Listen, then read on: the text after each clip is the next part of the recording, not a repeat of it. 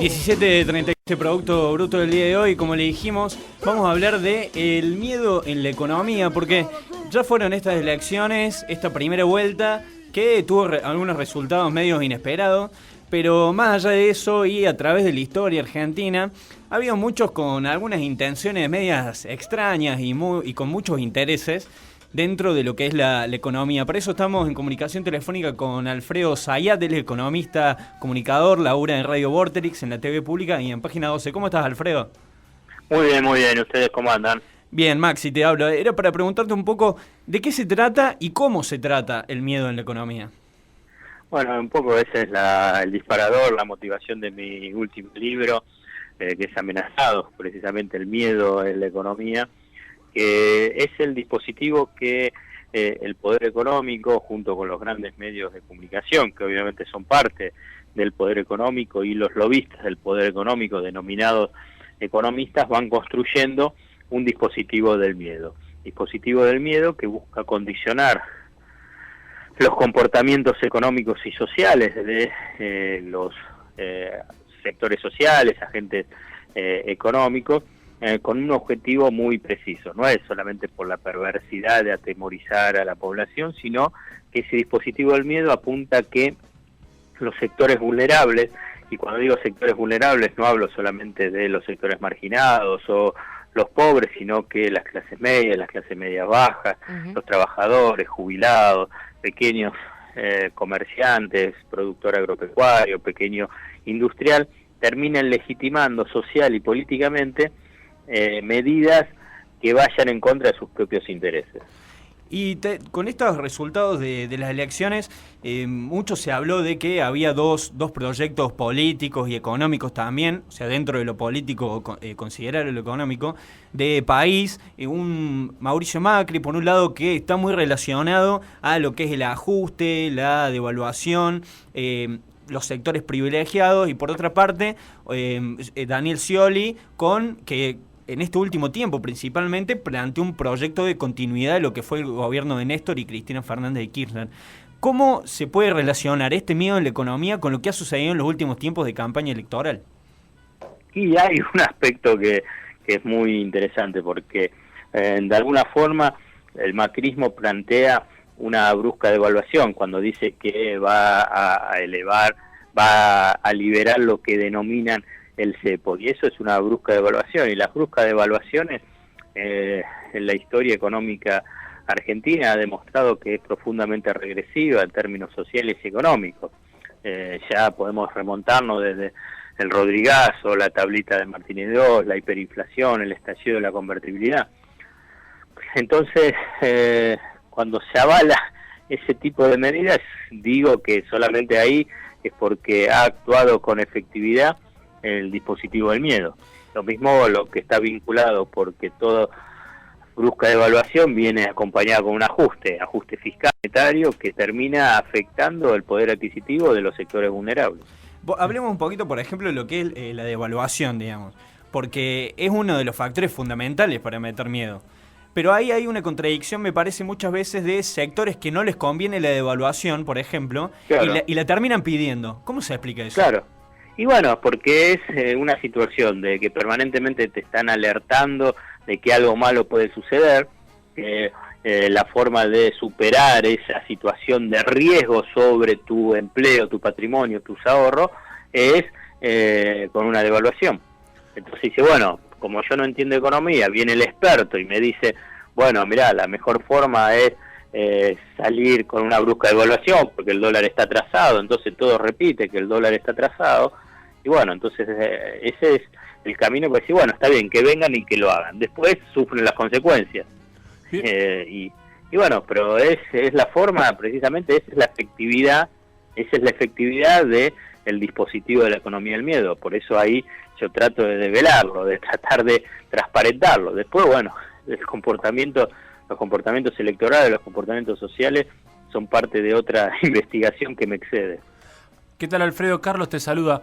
Justamente vos hablabas de que por ahí a la hora de votar corren a la gente con el miedo a la devaluación, y justamente yo creo que a través también de estos 4 años se ha hablado más que el miedo a la devaluación, también se ha enfocado mucho el monstruo de la inflación.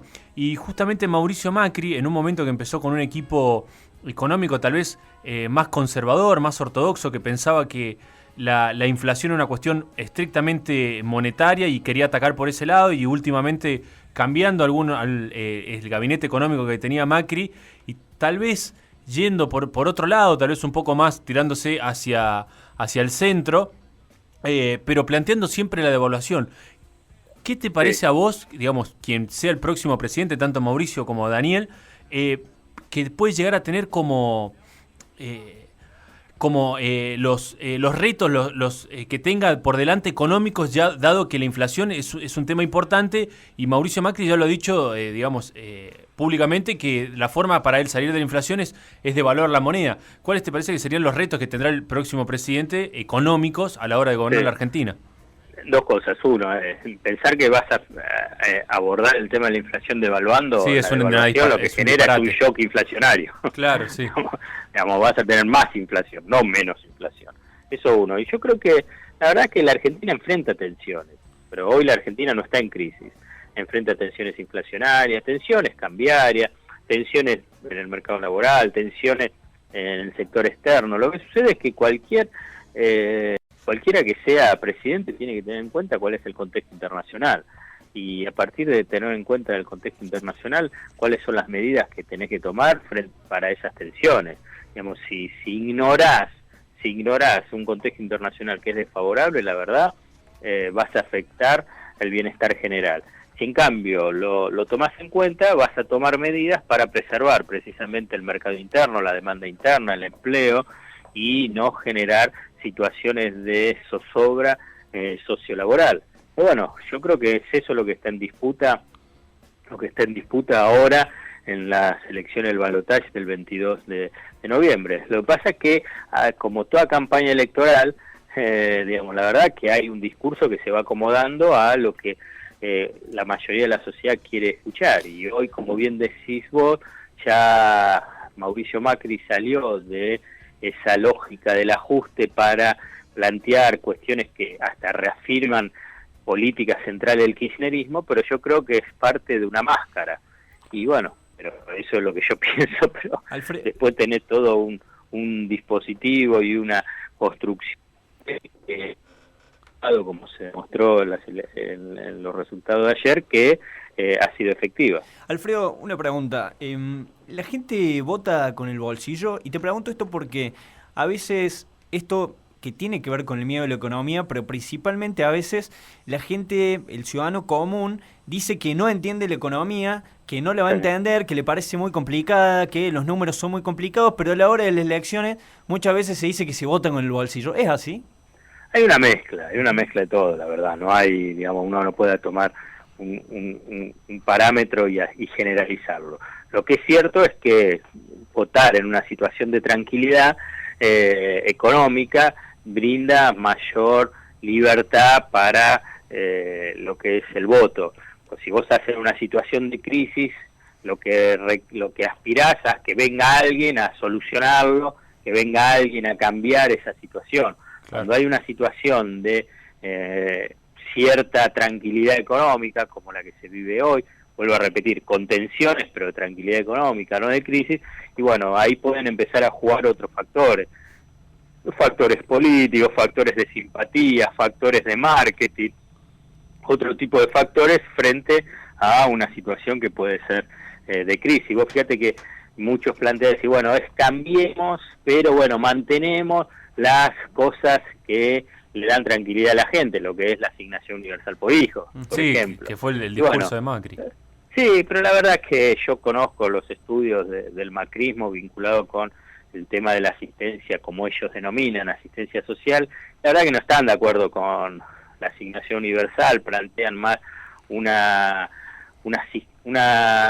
remuneración asistencial, otra concepción. Pero bueno, después se van a tener que adaptar, si son gobierno, a cómo es el actual esquema, porque hoy si ganan no van a tener mayorías en el Congreso. Pero bueno, claro, qué sé yo, ya esto es ciencia ficción. Sí, conjeturas.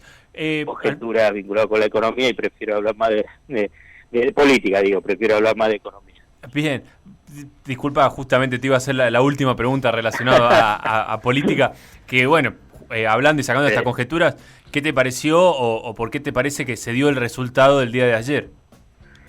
Y no sé, Desde un punto de vista económico, te lo digo, no digamos... Debe haber muchas interpretaciones, la verdad no claro. sé, como... por ahí ustedes tienen una lectura especial de lo que ha pasado en Córdoba, digamos, la verdad que uno ve el recorrido de la votación en Córdoba y más allá de la impronta propia de lo que es el PJ cordobés, que tiene su propia personalidad, impronta e independencia, digamos, uno observa solamente pensando en Córdoba, después si querés lo hablo a nivel global, bueno, un voto muy conservador, sí. Muy conservador. Entonces, me parece que ya ahí eso excede si es uno u otro candidato. Y después a nivel global, qué sé yo, me parece que hay una suerte de confusión en lo que han sido los discursos, entonces ya no quedó asociado Macri a que es un hombre de derecha y de ajuste, digamos, ha sido efectiva las estrategias de marketing y comunicacional. Y después la verdad que uno ve a nivel de todo el país, ahí lo que hay dos factores muy centrales. Uno es provincia de Buenos Aires y otro es la elección de Massa. Bueno, lo de la provincia de Buenos Aires fue algo totalmente inesperado. Subió 10 puntos María Eugenia Vidal. Claro, y bueno, porque ahí vos tuviste una migración, según lo que dicen los expertos, de parte de votos de Massa y que Massa recuperó por otro lado, y un voto que había votado la interna Scioli Domínguez y que fue por ahí el voto de Massa, y el de voto de Massa pasó al de Macri. Claro. ¿Ves ese círculo? Eso es lo que dicen, pero yo la verdad, Eso es lo que dicen. simplemente te estoy transmitiendo lo que escuché. Yo pues te voy a repetir, digamos, no soy experto ni gran estudioso de los temas electorales, pero obviamente que me interesan y los leo, estudio y escucho. Y ahí esto es la información que me parece más razonable y por eso te la transmito. Lo último, Alfredo, y como para pensar, digo, por ejemplo, Mauricio Macri en su momento planteaba la cuestión, bueno, de bajar la inflación, también, bueno, de disminuir los impuestos y un montón de propuestas más, pero es una cuestión, por ejemplo, que yo a él nunca lo escuché hablar, pero sí a algunos de sus economistas más cercanos, que era, por ejemplo, el tema de las paritarias, que decían que uno de sus colaboradores decía que era cuasi fascista, digamos, la paritaria.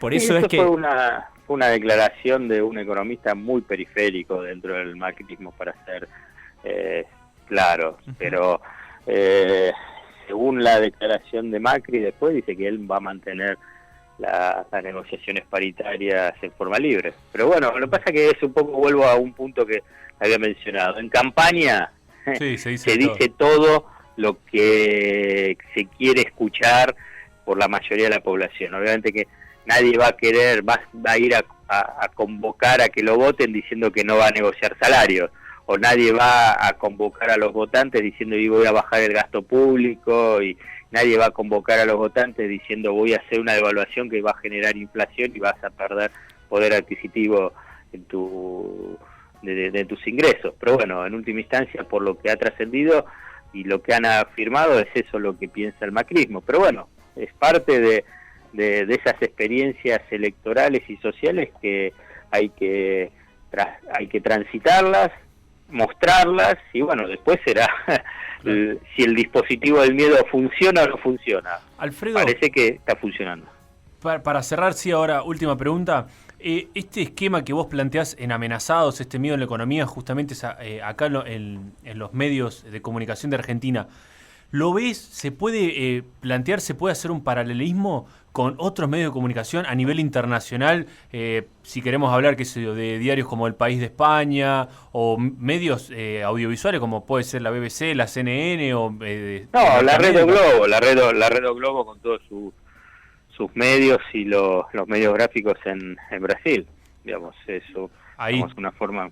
Sí, y en general también tenés lo que fueron los medios en Ecuador, en Venezuela, en Bolivia, en la mayoría de los países, digamos. Claro. Vos fíjate, digamos, para que quede claro, digamos, los grandes medios de comunicación, las corporaciones mediáticas son parte del poder económico, para que quede digamos, bien explicitado. Son los brazos comunicacionales, del poder económico. Bueno, pero son parte, digamos, sí, no sí. es que, digamos, Techín tiene su brazo comunicacional, sino que son parte y se retroalimentan en función a su propio interés, claro. si querés, en términos sociológicos, interés de clase, digamos, a nivel de lo que interés de grupo económico, que es lo que aspiran como políticas económicas.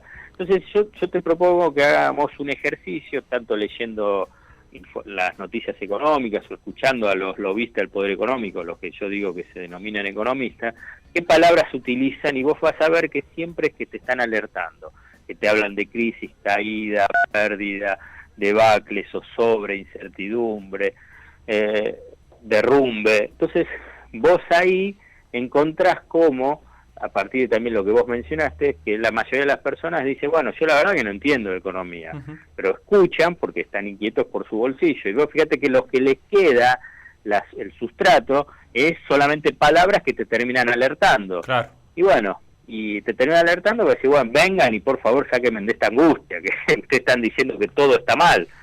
Y la verdad que la única forma de neutralizarlo es con acción política, gestión de gobierno, que muestre que se equivocan permanentemente en sus pronósticos y sus diagnósticos. Por lo pronto, digamos, todos los de Massa planteaban que a esta altura la economía iba a estar en crisis. Por eso Massa comienza su campaña mostrando todo un grupo de economistas conocidos. Después los ocultó, porque no los necesitaba, porque la economía no estaba en crisis. Y lo que empezó a mostrar fue todas propuestas que algunas eran regresivas y represivas y otras incumplibles. Bueno, muchísimas gracias, Alfredo. La verdad ha sido muy interesante esta charla. Voy a seguir, el otro vez estaba en un supermercado conocido acá en Córdoba y estaba comprando para hacer un asado y me doy vuelta y veo como una repisita de tu libro y dije, no, me lo voy a llevar porque no para sabía prender que... el asado, para prender fuego. Lo que pasa es que la verdad que me falta Córdoba. Estuve recorriendo varias provincias, pero bueno, todavía me falta Córdoba para ir a presentar mi libro. Pero bueno, después del asado me sobraron unas páginas que me parecen que están interesantes, así que bueno, los voy a aprovechar. Es el humor cordobés, ¿no? Sí. No, fue un poco. La verdad, yo también estaba siguiendo el libro y está bastante interesante la idea que planteas ahí en el libro, Alfredo. Ya sé. Bueno, muchísimas gracias, Alfredo, y bueno, seguiremos en contacto por alguna otra cuestión, ¿eh? Dale, Barro, un abrazo grande. Bueno, muchas gracias.